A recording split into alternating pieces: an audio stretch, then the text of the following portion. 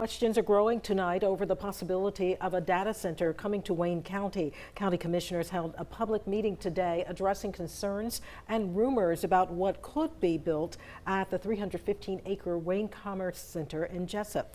The meeting comes after the county's Industrial Development Authority approved a contract allowing the property to be sold for more than $23 million. WSAV's Isabella Baez joins us now to explain what officials are saying and what they still don't know.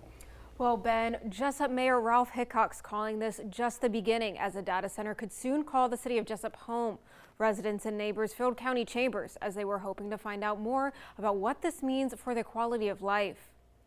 We've learned that the land's being contracted, and it's a possibility with a lot of different variables. Monday, Wayne County commissioners held a public workshop not to answer public questions, but to address rumors surrounding the news of a potential data center coming to Jessup. I learned about the land when you learned about it. I'm not saying that's right, wrong, or indifferent. I'm just telling you when I was brought to mind. Commissioners passed an ordinance regulating data centers earlier this year. The ordinance addresses concerns including noise limits and buffers. However, on Monday, they say the only thing the county can do is update the ordinance. Their job is not to vote on a data center. The city, this has nothing to do with the county approving or disapproving or whatever. What we're doing is we're trying to update the amendment, the ordinance that we have, so if somebody does decide to come in, we've got a set of rules and regulations that have to go, that they have to go and abide by. Chairman Kevin McCrary says they're looking at the risk and the rewards that come with having this type of facility in the area, saying a main benefit that they're looking at is taxes. Nobody wants to pay taxes. If you look at the comparison, 58 million gallons a day used at Rainier, and they paid $3.9 million. A data center is going to use 5 to 55. Let's say they use 500,000. I don't care. You can use 1 million. If they use 1 million, look at the comparison to what you're worried about, how much water they're going to use, and the benefits to this county. Officials have not confirmed what is planned for the Wayne Commerce Center and share they will have an open meeting for the public to ask questions and get more information in the near future. Isabella Baez, WSAV News 3, on your side. Thank you, Isabella.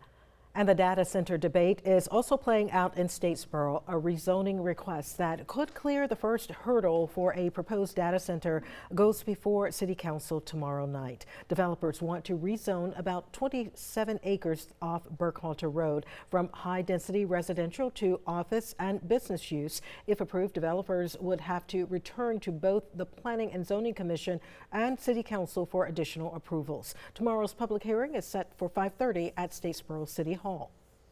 New tonight, Hinesville police are investigating gunfire at the Walmart Supercenter on West Oglethorpe Highway. It was reported after 9 o'clock tonight. Here's some video from the scene. It's in the middle of the store's parking lot, about 100 yards from the entrance. Our crew at the scene could see between 10 and 15 shell casings on the ground, and there is also gunfire damage to one of the vehicles in the parking lot there. Police say there are no known injuries and no known ongoing threat to the public. The Walmart remained open tonight. It closed a few minutes ago. Police are asking people to avoid this area, though, while officers continue their investigation. It is being called another layer of safety for people on Hilton Head Island. Armed security officers are now patrolling town parks, part of a new safety plan following the mass shooting at Caligny Beach on July 4th. The security personnel will patrol Hilton Head's parks, not the beaches themselves. Town leaders say patrols will generally run from late evening through early morning, 7 days a week. The officers are SLED certified and can detain someone until law enforcement arrives. Any arrests would be handled by the Beaufort County Sheriff's Office. The town is also not disclosing the cost, only saying the money is coming from its public safety budget. Somebody at one of these beach parks, at Caligny Beach Park, or if we have an incident at Fish Hall Beach Park, for example, we'd like to have a mobile patrol that's able to address those issues and deter that activity. So that's a way onto the beach. So now we have a set of eyes and ears. Okay, we've got a large crowd heading down to the beach with fireworks, and we're able to address it and know about it before it happens. For now, the program is temporary and will run through early fall. Town leaders will then review how well it worked and decide whether to bring the patrols back ahead of next year's tourist season.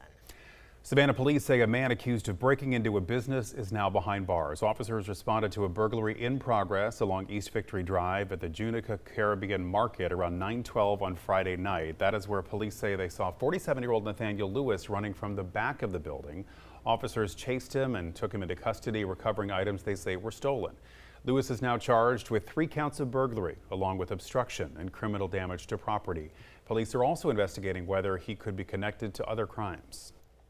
A new semester means thousands of college students are settling back into their routines, and for some, living on their own for the first time. That newfound independence can also come with some risks. WSAV's Evan Smoke with a local police chief talking about some simple steps students can take to help keep themselves and their belongings safe.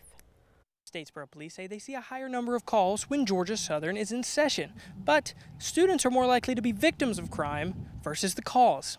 Interim Chief Aiken spoke to WSAV about the type of calls the department sees when students return to town. Most of those, especially with the students when they move back in, are on a pretty low level, so more accidents, obviously, roommate disputes, minor issues like that, thefts and different things, more of those that we respond to. Aikens advises securing your belongings if you're away or impaired. Situational awareness is a big thing, making sure that you lock up all of your valuables, that when you leave for, say, a weekend or a holiday, that take with you from your apartments, what you value the most, so that you know that that's safe and secure when you come back. Certainly vehicles, securing those. He adds that if students do drink, they don't get behind the wheel. Uber is a very easy thing, Uber and Lyft both, and there are some informal services I know that with people that will hire out on the weekends and get people back into. But just make sure also when you're using those rideshare services that you're comfortable and confident that they're legitimate and that they're not something that somebody's representing themselves as at. Aiken says that the SPD has increased the number of officers compared to the past few years, and this will allow them to better handle the higher volume of calls. Reporting in Statesboro, Evan Smoke, WSAV News 3, on your side. Beaufort County is seeing a surge in mosquitoes testing positive for the West Nile virus. So far, mosquito control officials say they've confirmed 101 positive samples. Beaufort County has its own mosquito control lab, allowing officials to test samples locally and get results quickly. With so many positive samples, officials are urging people to take some simple precautions. They recommend using an EPA-approved insect repellent and avoiding being outside around dawn and dusk when mosquitoes that carry the virus are most active. And there's another important step that you can take right at home: get rid of standing water.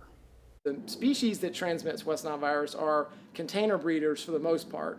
So they'll deposit their eggs in man-made containers, but they can also deposit their eggs in ditches, storm drains. But the thing that homeowners can do is to make sure you don't have any standing water in containers around your home. Beaufort County Mosquito Control says it's also increasing the number of traps in areas where the virus has been detected.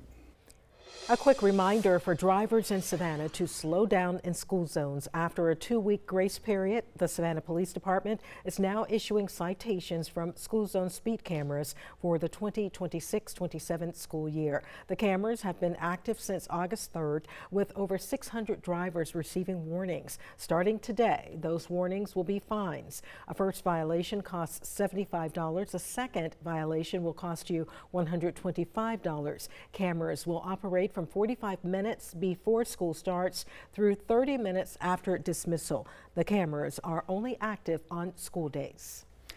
WSAV is your local election headquarters. Early voting is set to begin this week in South Carolina for the special Republican primary runoff for U.S. Senate. Interim Senator Darlene Graham and current U.S. Representative Ralph Norman advanced to the runoff after placing first and second in last week's primary. Whoever wins will take the place of the late Lindsey Graham on the November ballot and will face Democrat Dr. Annie Andrews. Early voting for the runoff is this Wednesday through Friday. The primary runoff itself is on August 25th.